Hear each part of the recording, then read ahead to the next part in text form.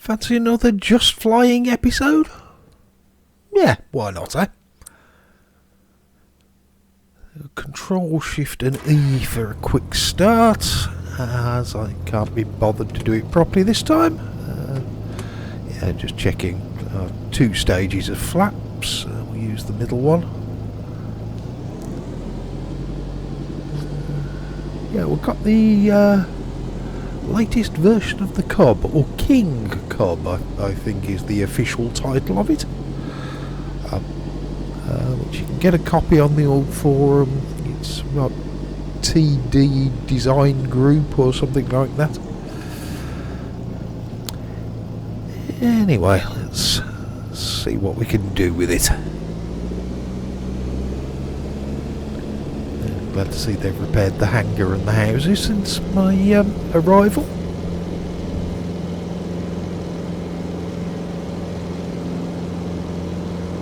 Okay, got into the air very quickly, which is as I expected, I suppose.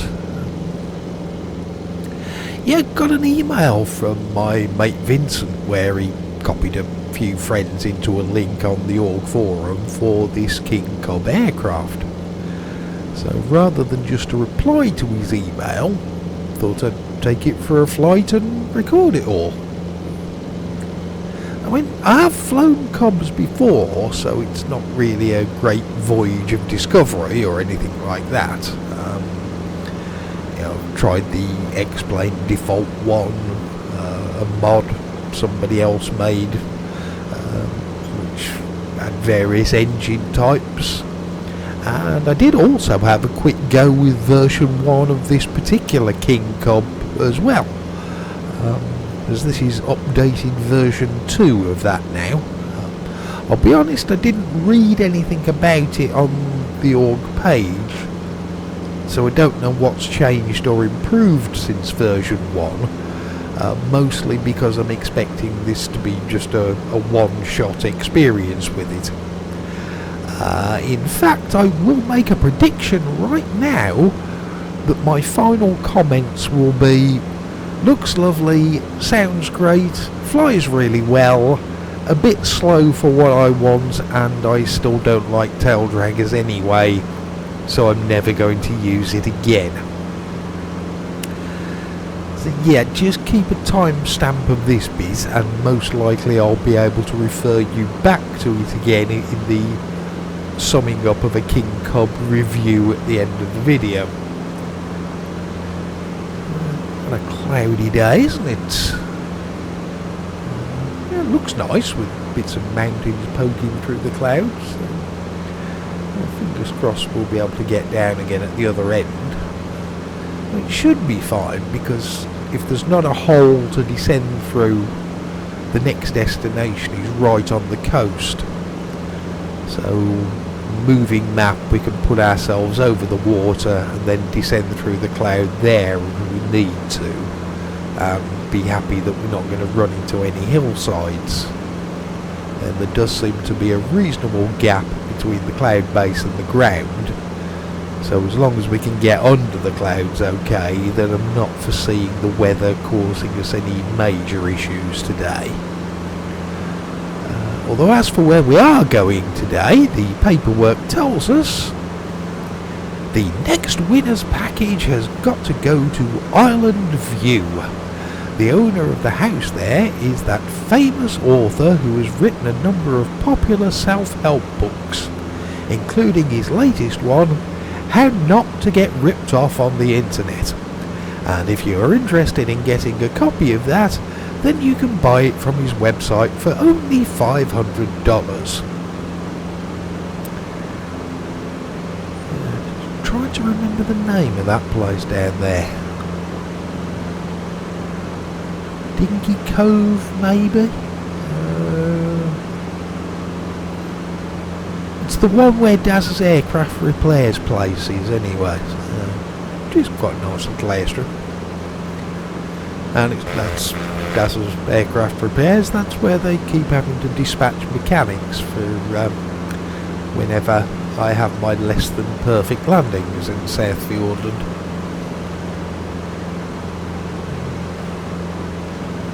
So yeah, where we're going, Island View, it's typical kind of South Fiordland style of thing, plenty of trees to make it feel claustrophobic, not very long, so yeah, it's a fun place to land at, although sometimes it's more fun taking off again, which we'll do in the next episode.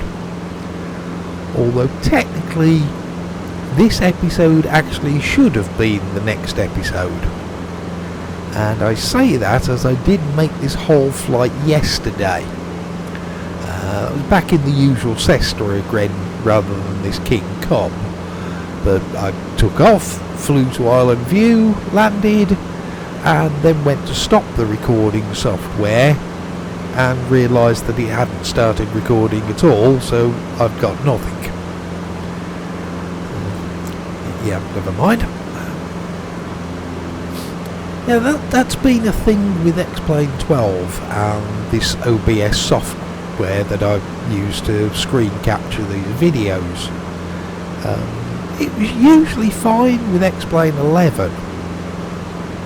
I assume OBS and X-Plane 12 must be both fighting each other for the same resources. And sometimes it takes a while for OBS to respond now. And by a while, I mean, this could be 30 seconds or more. And if you're pressing buttons while it's lagging, nothing happens. So I assume that must have been the case here. And I thought I'd started it recording, but I hadn't. Or maybe I just totally forgot about it and went flying. I don't know.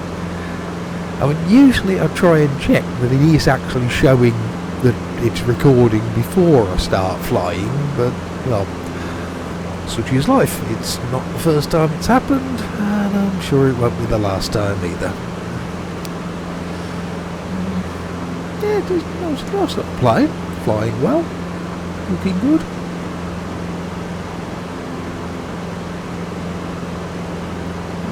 Does that do anything? No. Just wondered if you got headphones. Some aircraft like that Nimbus Islander that I fly quite a bit, you can plug in the headphones and muffle the sound, which can be quite useful at times. Yeah, getting a bit closer then. You can see a gap in the clouds down there on the right.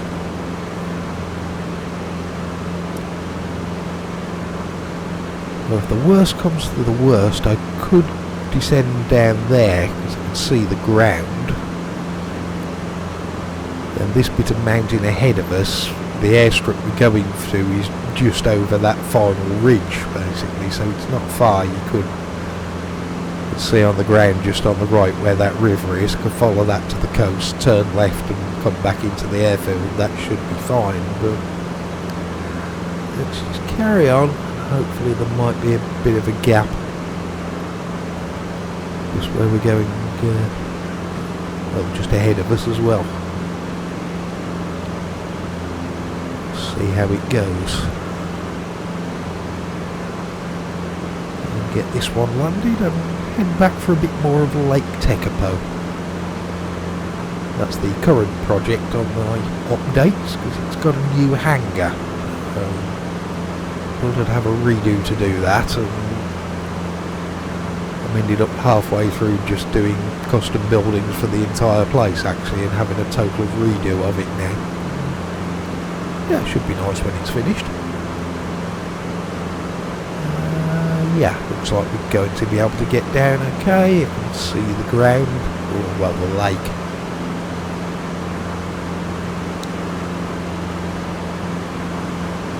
Yeah, I think this will be fine, won't it? We'll get down there okay, underneath the clouds, and won't be a problem at all. Just off to the right, the actual airstrip where we want to be landing.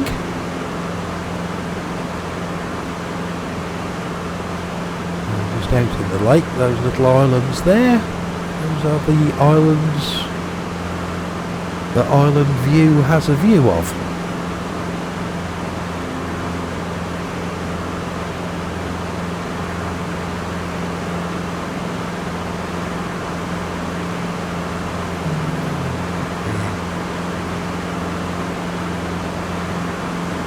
Yeah, all looking good, quite happy with that.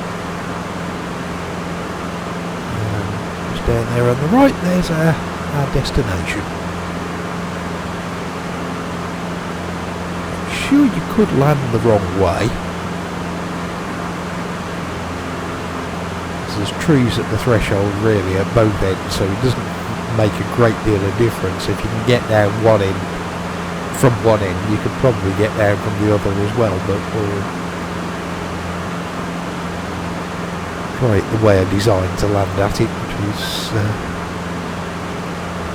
circle round and come back after our little dive as well. That will give us time to slow down.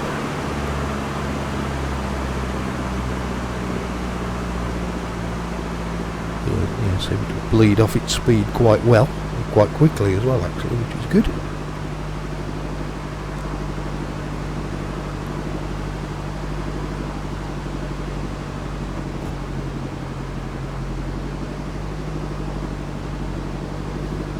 Start making a turn.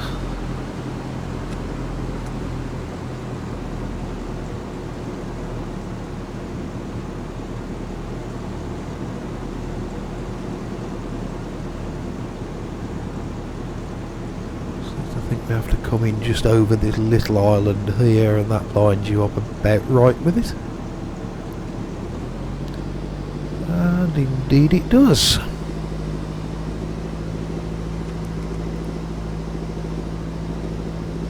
Okay, let's see what we can do. I'm going to guess ground loop. Yeah, that's probably the one. Fly the Beaver occasionally. With longer runways, that's I'm not too bad with that.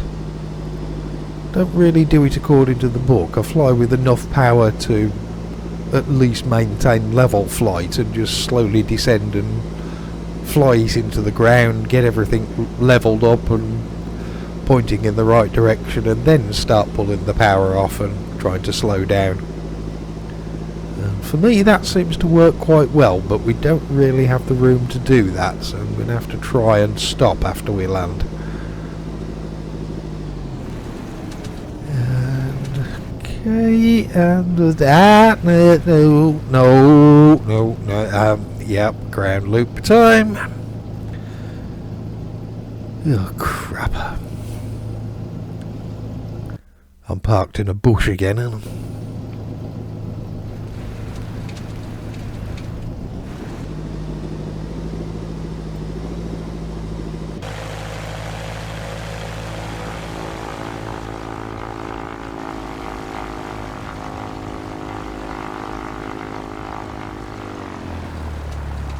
yeah, smooth enough touchdown. I was just trying to stop afterwards. Never mind. So yeah, the King Cub. Yeah, looks great, sounds great, flies great. Definitely, I'd recommend it. Just a bit slow, and I still don't like tail draggers. So yeah, I will probably never be using that one again. But it's nice plane though, so don't let me put you off. Right, that'll do for this episode then. I'll see you again soon.